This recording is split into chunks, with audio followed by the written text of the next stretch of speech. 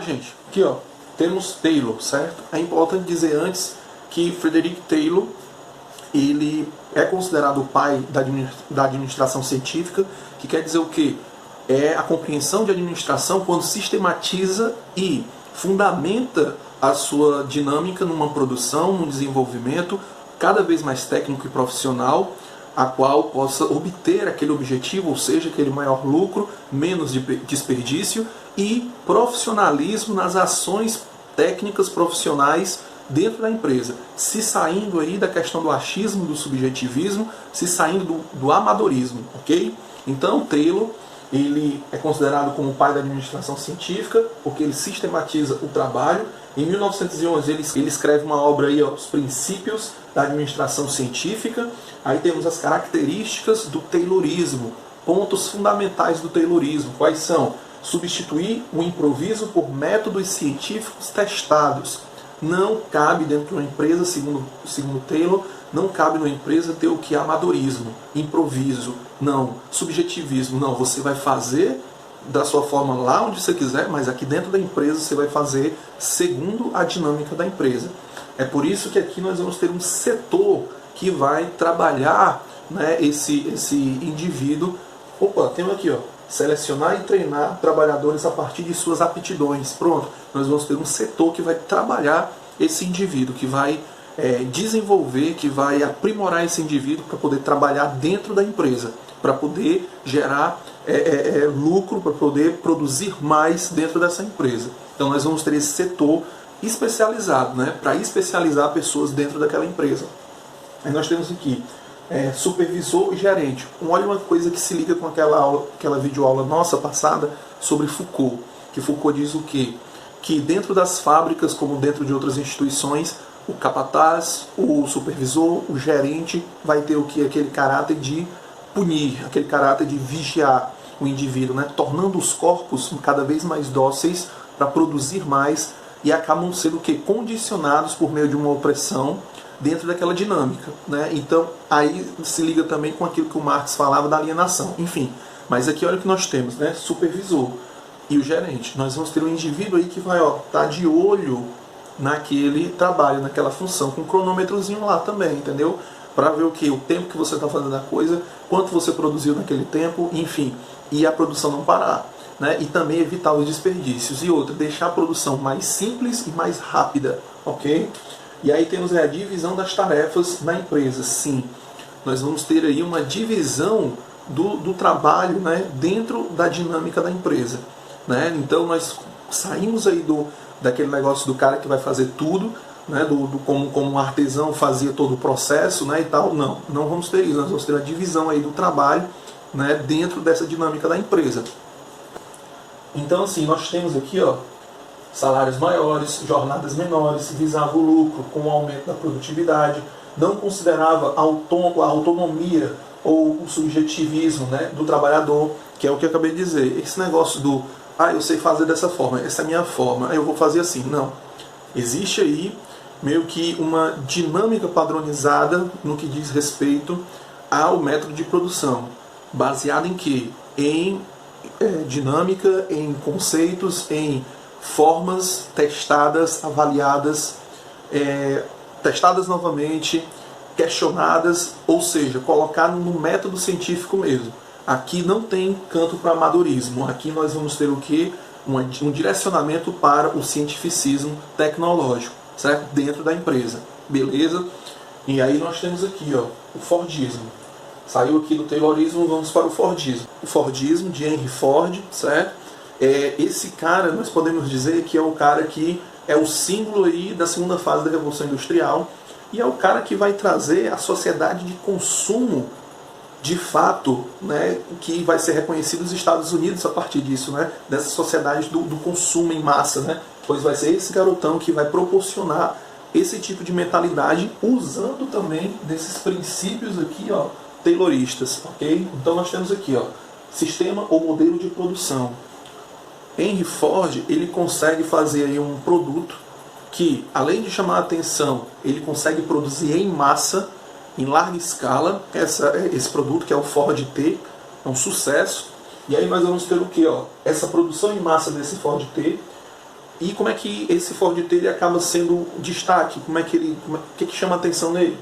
Em 1914, gente, nós vamos ter a primeira linha de montagem automatizada, feita por etapas. Essa linha de montagem vai ter o início, o meio e o fim, ok? Então assim, nós vamos ter aí um trabalhador no início, um outro trabalhador no meio, um outro trabalhador no fim do processo, entendeu?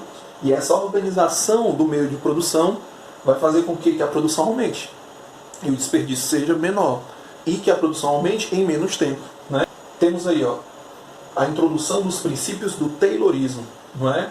Ou seja, está aqui a questão do substituir o improviso por métodos científicos, selecionar e treinar os trabalhadores com as suas aptidões, supervisão, né? O supervisor, gerente, temos aí a divisão das tarefas. E essa divisão das tarefas aqui, ela vai ser até mais ampliada, né? O trabalhador se especializa em uma atividade só, né? O trabalhador não vai ter noção do todo da produção. Quem vai ter a noção é a gerência, ou seja, é o comando, né, da fábrica. O supervisor vai estar olhando, vai saber todo o teu processo ali de produção, mas tu não vai, o trabalhador em si não vai saber o processo todo, só aquela parte que cabe a ele fazer, ok? Aí temos produção e consumo em grande quantidade. Aí nós temos aí outra coisa parecida com o Taylorismo, que o Fordismo vai trabalhar, e aí o Henry Ford vai trabalhar com maior força, que é o quê? A questão do aumento dos salários, certo? Henry Ford chegou a ser, né, na época, o maior salário, a empresa dele, né, por hora, que era $5 por hora para um operário, uma coisa de outro mundo, né? Um cara trabalhar por hora ganhando $5 por hora, né? Então uma coisa inédita. E aí tudo isso acontece para quê? Para aumentar o consumo. Henry produziu e ele sabia que tinha que ter um mercado para consumir aquilo dali. Então ele, na produção dele, no desenvolvimento dele ali com os trabalhadores dele, numa mentalidade visionária em relação aos Estados Unidos, né? Ele percebe o quê? Que precisa incentivar o consumo. Incentivando o consumo com aumento de salário, propaganda, o marketing aí vai vir muito pesado, e nós temos aí o crédito. Ele vai incentivar os banqueiros, né, a abrir linhas de crédito, né, para os trabalhadores poderem consumir aqueles produtos. Agora tem um probleminha aí, a falta de flexibilização da produção de Henry Ford, porque existe aqui uma padronização pesada, e a gente pode dizer aqui que é uma estandartização pesada do produto. O produto é aquele ali sendo produzido e acabou. Eu produzo um pincel, pronto, tá aqui esse pincel para Henry Ford, só sai dessa cor aqui, não vai sair outro pincel de outra cor não, entendeu? Então assim, o que acontece? O Ford T que ele produzia, ele dizia de forma muito simples: o consumidor pode escolher o carro da cor que ele quiser, tanto que o carro seja preto. Então aí, ironicamente falando, dá pra gente notar que ele não tem flexibilidade em relação à diversidade de cores, de modelos do carro. Não, é aquele modelo com aquela cor. Beleza? Uma das críticas a gente pode tirar essa falta de flexibilização. Mas uma das coisas que ele vai incentivar muito é essa questão dos salários, essa questão da propaganda e do crédito. E aí ele desenvolve o quê? Querendo ou não, essa mentalidade da sociedade de consumo em massa, ok? Tudo aquilo que os filósofos da escola de Frankfurt vão criticar como a indústria cultural de massa, a sociedade de massa, da produção técnico-científica, tecnocrata, enfim, tudo isso vai se resumir ao quê? A essa sociedade de consumo em massa, que vai ser muito desenvolvido, muito impulsionado por Henry Ford, ok? Então, gente, isso aí é só um resuminho para a gente poder compreender melhor aí a parte do trabalho. A gente vai terminar a compreensão da parte do trabalho aí falando de Horkheim e Adorno, que Horkheim e Adorno vão justamente trabalhar essa mentalidade que o indivíduo vai entrar em confronto, que é uma mentalidade, uma ação cognitiva e uma ação instrumental, a cognitiva confrontando-se ali com a instrumental, porque a cognitiva é aquela da vida, é aquela que o indivíduo é plural, que o indivíduo quer viver bem a sua vida, e a outra mentalidade é aquela totalmente adaptada a essa sociedade de consumo, a essa sociedade do resultado, a essa sociedade do lucro, ok?